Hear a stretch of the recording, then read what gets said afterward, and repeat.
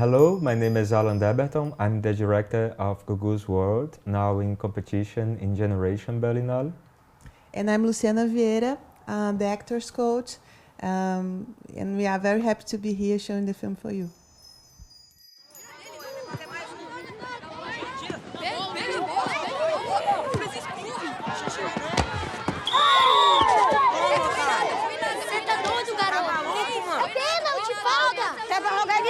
Chuteiro. Se até de salto jogo melhor que você, você tá louco, meu otário? Sai fora. Que é isso aí, Francisco? Vai lá, senta ali na sombra um pouquinho, vai. Hello and welcome to the 40th Teddy Award. My name is Jan-Felix Wuttig and today I'm here with director Allan Deberton and acting coach Luciana Vieira to talk about their film GUGU'S World.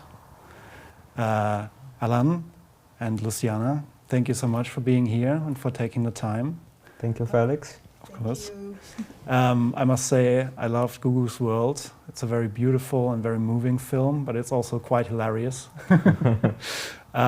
Maybe you guys could tell me a little bit about how the idea for the film developed. I was born in countryside Brazil, in a city called Rusas. It's a small village, and the screenwriter Araújo was born there also.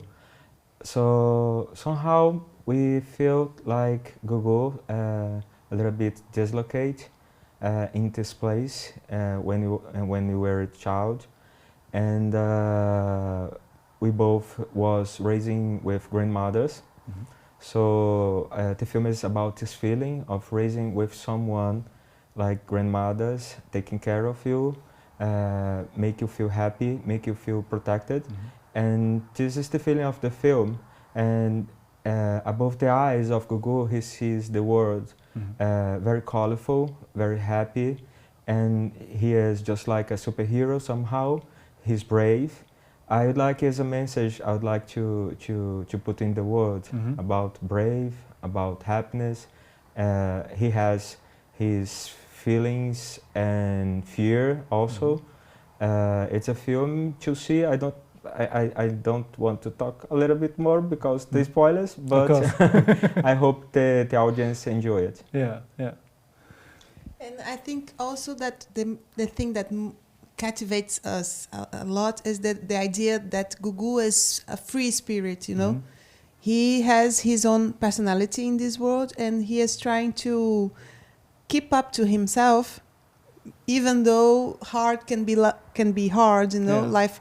His father can be a little bit harsh sometimes, and the environment around him, the other kids.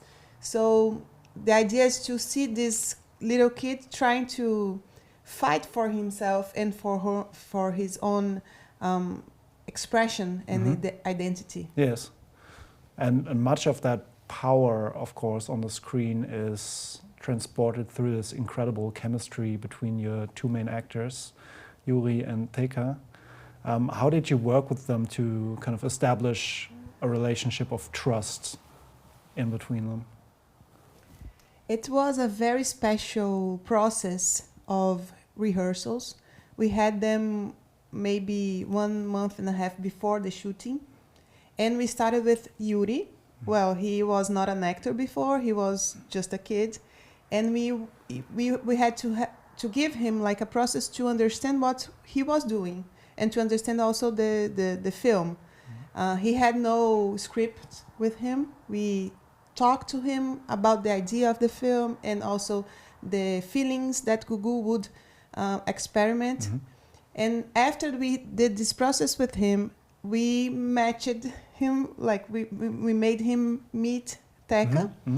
And then we started a new process between them two. It was not like going directly to the scenes.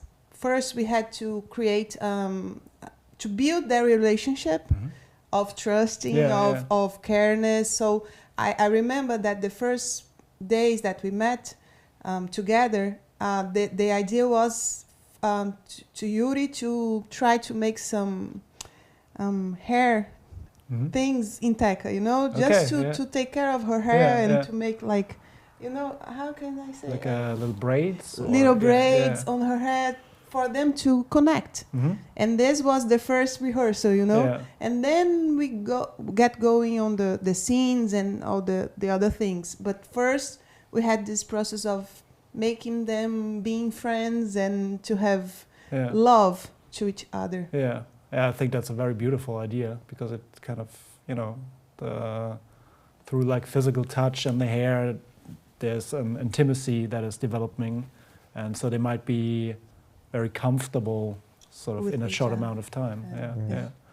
Also, in the process of the rehearsals, we had like time with for doing nothing, you know, like just watching a movie together. Yeah. Just having like a life together, Yeah. to be comfortable with each other and to be To have conversation. to have conversations, to eat together, you know, make these moments part of their memories, so then they could bring this to the characters as well. Yeah. Now, you touched upon this earlier. Gugu is a free spirit, and his identity is somewhat at odds with like traditional masculine ideals. It's more queer leaning. How did you want to portray this queerness in the film? What was important to you about it? For me, it's about the right of live and be what you are. In Brazil, we have times and times, depending of the moment, I don't know, some conversations about masculinity,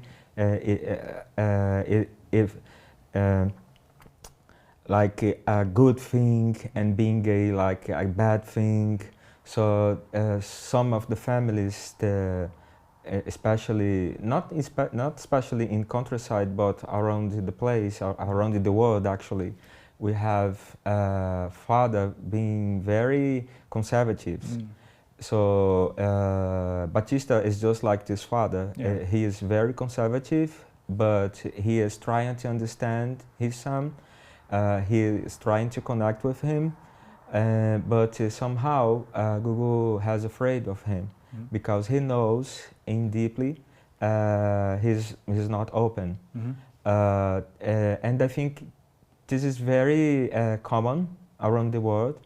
And the movie tries to show Batista, Gugu's father, in the screen, and the audience have a chance to see him and change himself, because it's a bad thing to see how homophobic is to the life, especially for the children. Yeah.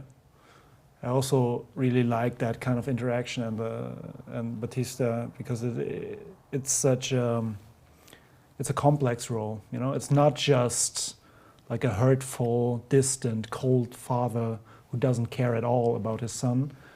He's obviously, you know, at some point absent a lot. He doesn't really understand, but at the same time he's trying to build a sort of connection. What was it like for you, especially Luciana, to kind of establish a relationship between them? Because that's also a very, let's say, bodily relationship between the father and the son. Yeah, for this relationship, especially, it was very hard because Yuri was a big fan of Lázaro. Lázaro it's a huge actor in Brazil, and he knew him before, and he was like passionate about Lázaro. So we had to. It was the opposite for the film, right? So we had to have like a lot of talks, and also we had to push Lázaro to be more harsh with him, so he could experiment this distance that was important for the characters. And we depended a lot on Lázaro in this matter, because it was not very easy. And sometimes Yuri, I remember the scene that when the father discovers he is making up, and we had to ask for Lázaro to really give him to speak loud and to give him. He was really surprised by that time, you know, because if not, they were very friendly with each other. Connection. So they had a connection. But also, the thing that I love most in Batista's role is that I remember very much that scene on the moto when the father says, "Hey, you really seem that you feel me." No, how he says? He says, "You make me feel as I am a bad father." Mm-hmm. And I feel very touched when he says that, because I really connect with that father, because at some point he wants to be better, Mm-hmm. but he can't, he has not the ability, he has not the emotional structure to be a better man. And but he's trying somehow, and he hasn't the skills for do it. So that's why I think Batista touches in somehow. We see our fathers and our uncles and people around us that maybe they want, but they just can't. Because of traditional structures of the families. Mm-hmm. Yeah, very much so. But that's also kind of the beauty, or maybe the struggle of acting, I think, to have that sort of emotional switch, to go from liking each other when the cameras are not rolling, and then sort of shouting at each other, working with each other. And for Lázaro as well, it was very hard, because he is a great father, Great father. He is a great man. He is in all the social fights everywhere. He is. So for him, it was also a challenge moment for building this character and understanding how he would go for be the antagonist of the film, but also someone that has profundity and humanity, with being an antagonist without being a villain, because that's not what he is.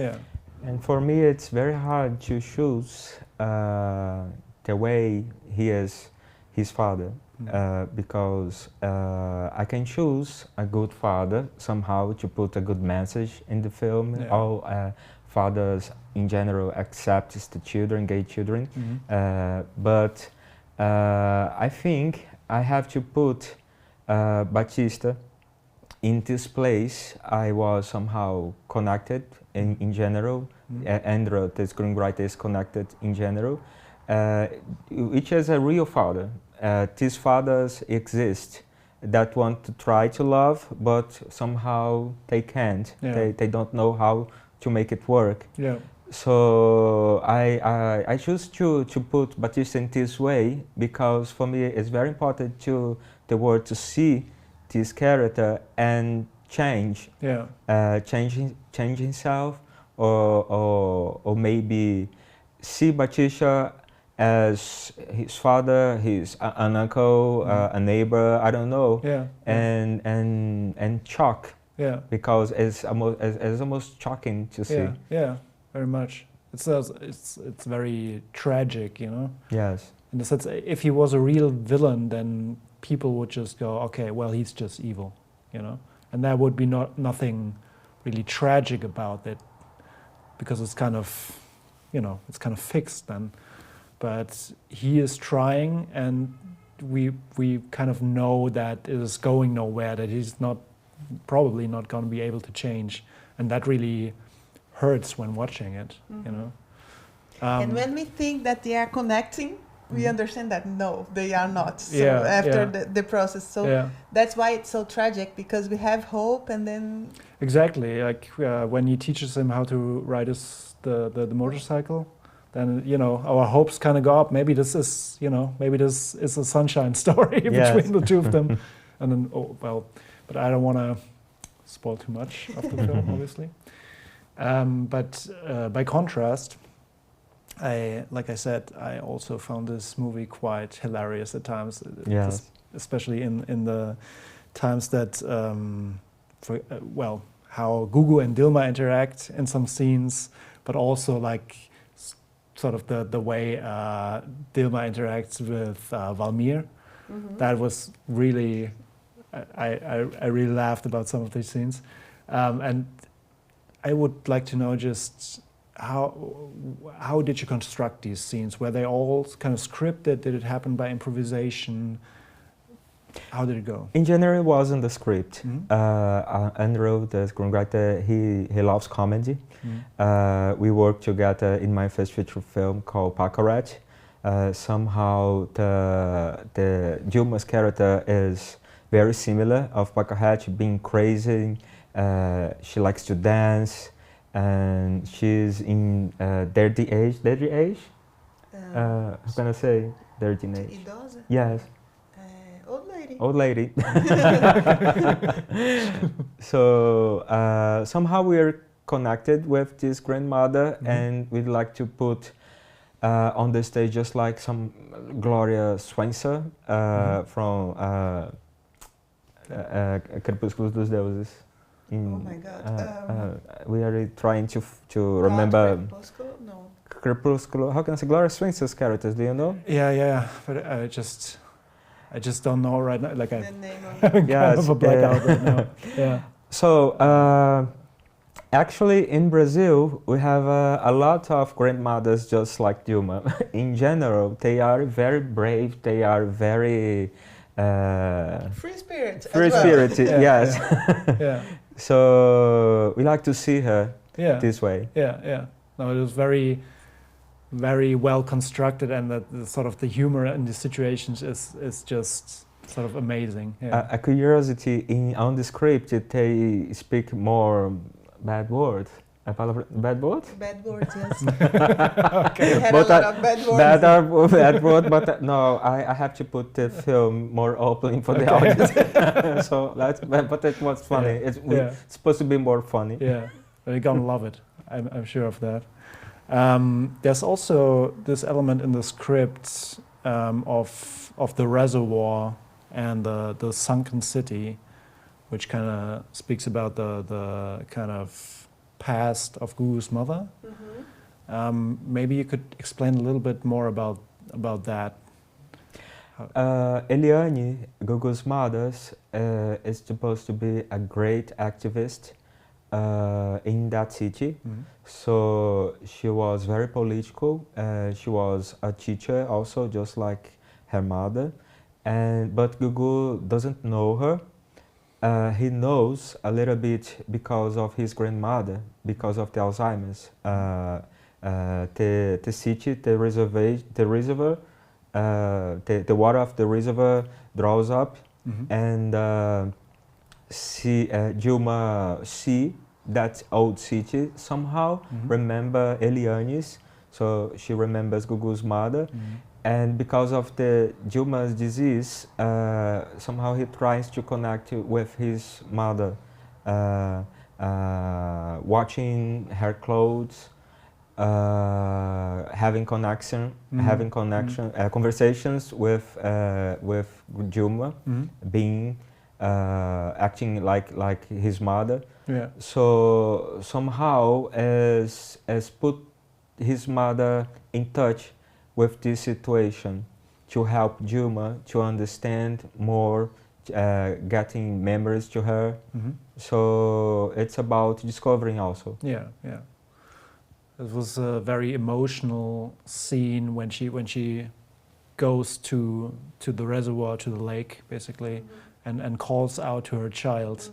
That was very, very touching. And there's this thing of having cities down the river. It's inspired by a real fact that in that area, it's a very dry area. We don't have a lot of water. It doesn't rain too much, so they make this big reservoir. And in another city, not the one that we shot, we had a city that was drowned to make water to construct this reservoir. So when doesn't rain too much, the water goes down, the city appears. The old city. Yeah. And people of the city was very traumatized by this fact, because they lost their houses and their place. Their identity. They had to move. So this is kind of inspiring this real fact. That's kind of unimaginable to go to the reservoir and see where you once lived all these years ago, you know? The memories were drowned, Yeah. just as Dilma's, you know. Yeah. It's a like mirror. It's reflected the idea of the city's memory being lost as Dilma's losing her memory as well. Yeah. You don't know, but my father was born in a city that was being changed like a reservoir. Wow. Mas Jaguaribara. Jaguaribara. Yeah. That's a city. Was it? My father's city was Jaguaribara, which was changed to be a reservoir, like the film. Yeah. So that must have been also kind of very hard for him then to lose his home in such a sense. Yes. Yes. Well, the whole kind of story structure kind of follows Dilma's sort of development of dementia in a sense. What was it like to kind of incorporate that in this shooting schedule? Because I imagine you just have to work with her and go like, okay, so in this scene you have this state of mind. You're kind of forgetting a couple of things, but not everything. Sometimes you recognize GUGU'S, sometimes you don't. What was it like? Because that seemed to me to be kind of difficult as well to establish that. She acts on a film called Casablanca, playing another woman with Alzheimer's. But in that film, she was very in hard level of the Alzheimer's, so she was just quiet on this film. And it was very hard for her to be quiet in the entire film. For her, no, she has to act an Alzheimer woman in development. She was very disciplined, and she did a lot of research, trying to understand more. And during the scenes, we're trying to help her to make the disease not be like the end of the life, but you can talk a little bit more because you have a grandmother with Alzheimer's. I have two grandmothers that had the disease, and also we study a lot with Teca, all the phases, you know, because the first phase they don't remember things that they did like 1 hour ago, and then it goes on and goes worse and worse until the moment that she doesn't recognize people. So we studied all these phases, and then we understood how this could be applied to the time of the film, because the film goes on 9 months.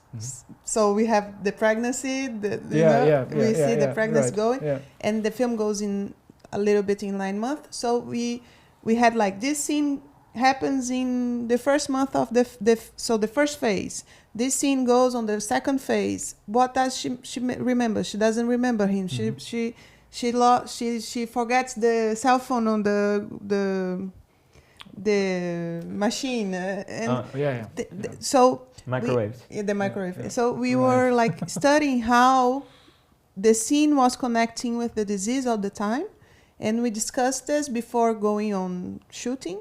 So she could realize in what phase she was, you know, the character. So, and we had this. We also went to a place where old ladies live. So she had talks, and she could make real research to understand how people really act, not to be stereotyping a kind of like disease, but understand really how they express themselves and how repetitive they can be, and the questions that they make, and you know. Because the thing is, in Alzheimer, the person, she feels that she is younger than she is. She feels like she was a teenager. So that's why she doesn't remember that she has a grandson. That's the real thing of the disease. And I think that really translates really beautifully on screen. Both sort of, you know, in Teca's playing, but also in Yuri's reaction to it, you know, and that kind of made the heart of the film for me very beautiful. And maybe that's why they connect so well. Hmm? Because it's like two teenagers together, you know? Yes. Somehow it's like this. That's also how the humor works, you know. Yeah. It's because it's that a little bit like childishness in between them, and that really goes really well. Allan, Luciana, I want to thank you again for taking the time and being here with us, and I want to wish you all the best with GUGU'S World and the rest of the Berlinale. Thank you you, so Felix. much. Thank you Thank so you. much. Okay. Have to be here. Yes.